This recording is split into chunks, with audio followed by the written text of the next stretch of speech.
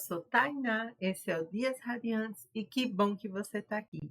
Hoje eu queria compartilhar com você a minha impressão de leitura sobre o livro A Abadia de Northanger, da Jane Austen.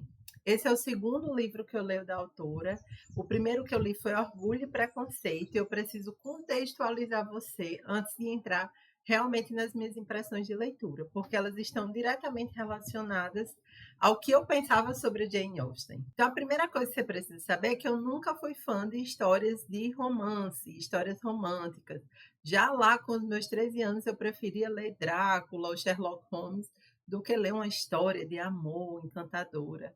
E eu cresci com um preconceito em relação a Jane Austen, principalmente porque a maioria das edições dos livros dela são assim, florzinhas, cor-de-rosa, com destaque para um casal na capa, né? E com isso eu pensava, vai ser aquelas histórias de romance, água com açúcar, e é aquelas histórias que você sabe desde o começo tudo o que vai acontecer, né? Sabe que o casal vai terminar junto, mas fica aquilo de vai não vai.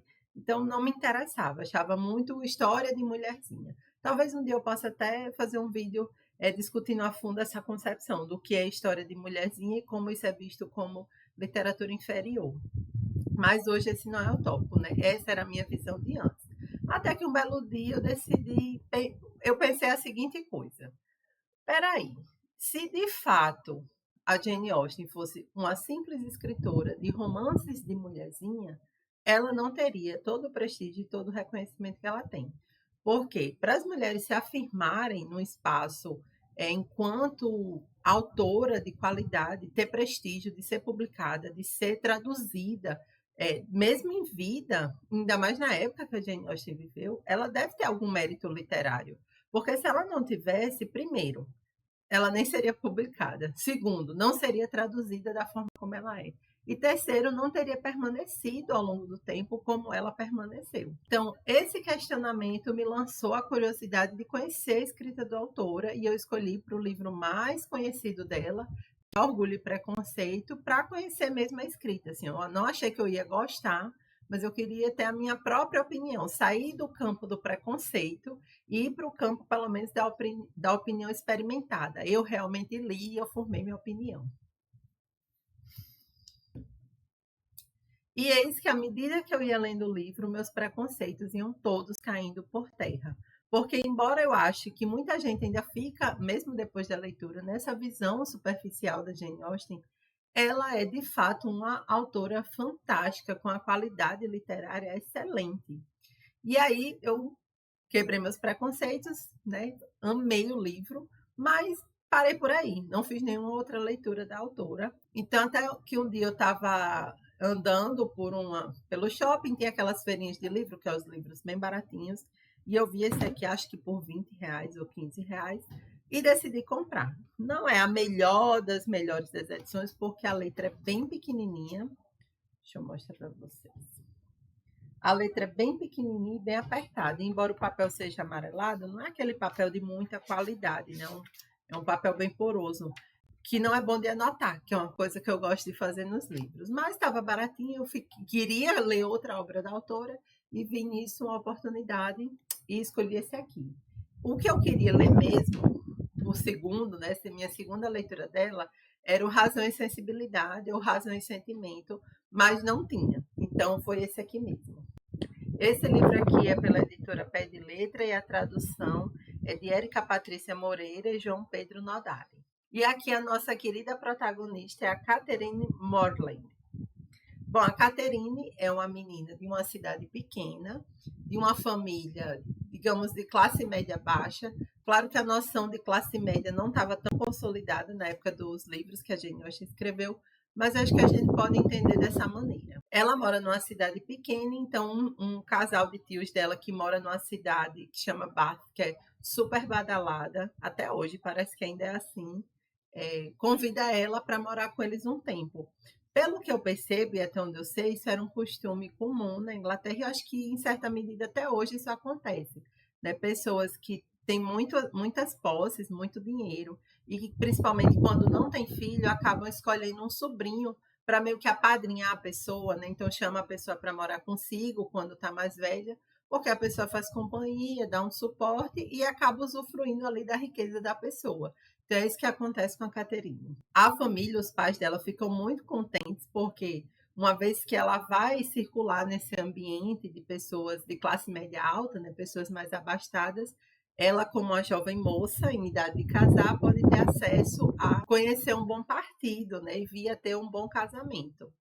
E a Catherine fica simplesmente só deslumbrada de ver um mundo novo, sair lá da sua cidade pequenininha do interior, onde muita gente nunca nem saiu de lá, e ver coisas novas. A gente vê desde o começo, né, desde o capítulo 1, que a Catherine ela é uma pessoa realmente muito ingênua. Assim, é o estereótipo da moça pura, inocente e até um pouco boba de interior.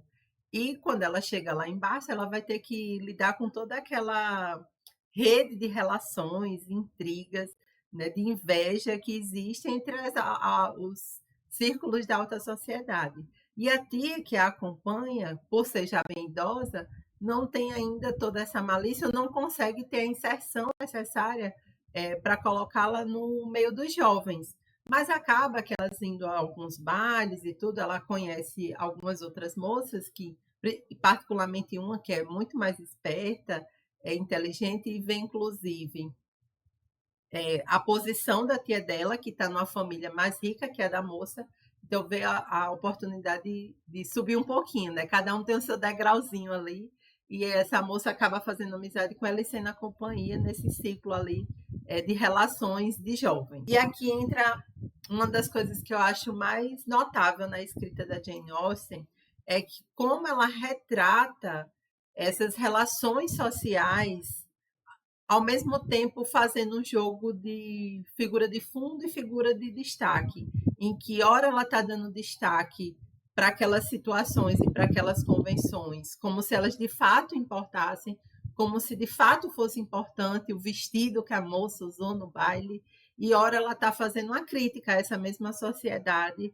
que valoriza um vestido que a pessoa usa no baile mais do que o caráter da pessoa, por exemplo. Porque ser mau caráter não é algo suficiente para você ser banido de um círculo de amizades, mas usar o vestido errado, com certeza. E outro aspecto da escrita da Jane Austen que eu fico encantada é como ela consegue ter uma ironia fina, ter toques de humor assim maravilhosos. E eu acho que quem lê Machado de Assis e gosta dos toques irônicos dele deveria muito se debruçar, se lambuzar na obra da Jane Austen, porque eu acho que ela faz isso com muito requinte, com muita inteligência. Então surge ali um ciclo de amizades, né, cheio de intrigas, e aí tem quem namora, e tem quem está interessado em outra pessoa, e tem as preocupações com o baile, e a gente vai vendo desenrolar desse ano, né, que as pessoas estão ali nos eventos de primavera, de verão, de outono, de inverno, em que vão surgindo interesses, relações de amizades sinceras, relações de amizades por interesses, o despertar amoroso de umas pessoas e o de outras não.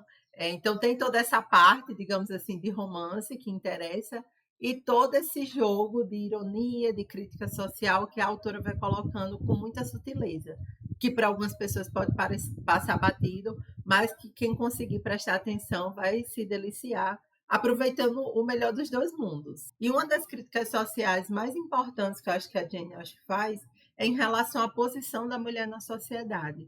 Como não é possível as mulheres dar o menor deslize, né? Enquanto os homens têm a liberdade de errar e depois se corrigir, tentar acertar, para as mulheres isso não é possível. É preciso acertar sempre, ser impecável sempre, para que talvez você consiga fazer um bom casamento, e um bom casamento é o que vai definir toda a sua vida. A abadia, que é um tipo de construção, a de Northanger é uma abadia específica, e eu não vou explicar esse título, porque isso só vai ser explicado jamais para o final do livro, mas vai dando muita angústia de como as pessoas à volta da Catherine são maliciosas, têm segundas intenções, você, leitor, com o tempo e com as pistas que o narrador vai dando, consegue ver isso também, e só ela não enxerga, né? Então também tem essa coisa assim de, meu Deus, quando é que ela vai cair em si? Quando é que ela vai enxergar as coisas como realmente são? E aí eu queria ler para você o comecinho do capítulo 1, é o começo do livro, que eu acho que já diz muito sobre isso e também ajuda a ver um pouco do estilo da autora. Ninguém que tenha convivido com Catherine Morland enquanto criança poderia imaginar que ela tivesse nascido para ser uma heroína. Sua situação na vida, o caráter de seu pai e de sua mãe, sua própria pessoa e seu ânimo, tudo se mostrava contra ela. Seu pai, um clérigo, não era desafortunado ou pobre, um homem muito respeitável, embora seu nome fosse Richard, e nunca tenha sido bonito. Tinha uma considerável autonomia, além de um bom salário, e nem de longe era dado a trancafiar suas filhas. Sua mãe, dona de um apropriado senso comum, tinha uma boa índole, e o que era mais notável, uma boa corpulência. Teve 3 filhos antes de Catherine nascer. E ao invés de morrer ao trazer esta última ao mundo, como seria de se esperar, ela ainda viveu para ter mais outros 6 filhos e vê-los crescer ao seu redor enquanto gozava de excelente saúde. Uma família de 10 filhos sempre será chamada de uma família admirável, em que há cabeças, braços e pernas suficientes para o adjetivo. Mas os Morland tinham outro pequeno direito sobre a palavra, pois eram, em geral, muito simples e corretos, sendo que Catherine, por muitos anos, foi tão correta quanto os outros. Ela tinha uma aparência esguia e estranha, pele pálida, sem cor, cabelos escuros e escorridos e traços fortes, excessivamente fortes para sua pessoa, e não menos inapropriada para o heroísmo parecia sua mente. E aí por aí vai, é um parágrafo bem longo que começa o capítulo 1, ele continua por quase 2 páginas, eu parei por aqui, que dá para ver a maneira como ela apresenta, por exemplo, os filhos, né? Então teve 3 filhos antes de ter Catherine. E depois ainda teve mais 6, né? Então, introduzindo as coisas aos poucos para dar ênfase, para dar sutileza em alguns aspectos, né? A maneira como ela adjetiva as coisas, então não era um homem nem rico nem pobre, mas tinha um bom salário. Como descreve ela o começo, né? Ela, olhando para ela, ninguém diria que era uma heroína, né? E heroína aqui é aquele sentido mesmo de heroína do romance, né? Então, ela era uma moça sem graça, inclusive na descrição da aparência física dela, mas ela vai ser a heroína de uma grande história. E será que no final ela vai conseguir ficar com a pessoa que ela tanto ama, já que ela é tão boba, cercada de pessoas tão maliciosas? Será que ela vai ter êxito? Não vou dizer, né?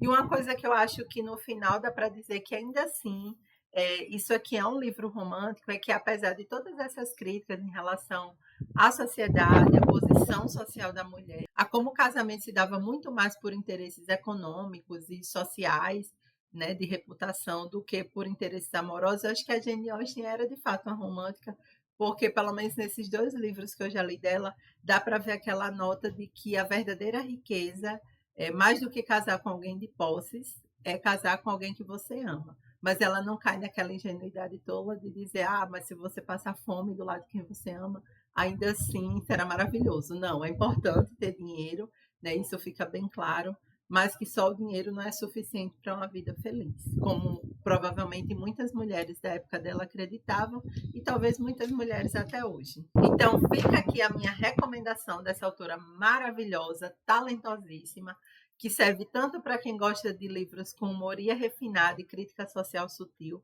quanto para quem gosta de uma boa história de amor entre um casal. E uma leitura perfeita para fazer nesse mês de outubro. Eu fiz um vídeo, acho que foi o último vídeo que saiu no canal, com as leituras que eu pretendo fazer na primavera. E eu acho que esse tipo de leitura combina muito para fazer na primavera. Eu vou deixar aqui nos cards o vídeo que eu fiz, falando das leituras de primavera, e também outras sugestões de vídeo, caso você goste. Se você gostou desse livro, não se esquece de clicar em gostei para mim. Encaminhe esse vídeo para aquela sua amiga, ou para aquele seu amigo que você sabe que ama história de romance. E se inscreve no canal para acompanhar os próximos vídeos. Um beijo e até a próxima. Tchau!